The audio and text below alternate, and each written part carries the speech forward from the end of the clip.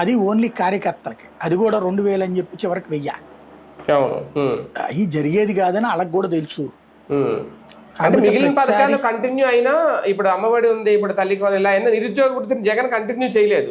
మళ్ళీ టీడీపీ వస్తేనే నిరుద్యోగ వృత్తి వస్తుంది అనేది నిరుద్యోగంలో ఒక భావన ఉండేది. ఇప్పుడు అది మైనస్ అవుతుందా అంటున్నాను నేను. రేపు అంటే నేను అనేది వాళ్ళ కార్యకర్తే కదా అది తీసుకునేది, బయటోడికి ఎందుకు ఇస్తారు వాళ్ళు? అంతేనా? కార్యకర్తలకు కొత్తగా అసంతృప్తి ఉంది. మళ్ళీ ఎలక్షన్స్ టైంలో వస్తాయి, ఇస్తారేమోలే, ఓ ఏడాది ముందో ఏమో అన్నటువంటి చూసుకుంటారు వాళ్ళు. ఇచ్చిన ఇవ్వకపోయినా సంతృప్తే కార్యకర్తలు అయితే, అంతే.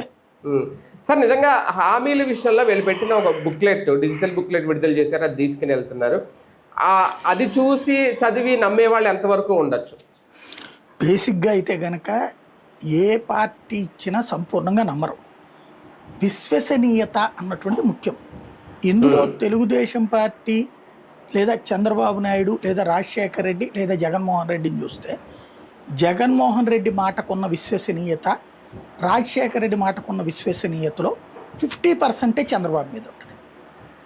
ఇక్కడ విశ్వసనీయత తెలుగుదేశం పార్టీ కార్యకర్తలకు ఉంటుంది, తమ నాయకుడు ఆ పని చేయడని గ్యారంటీగా.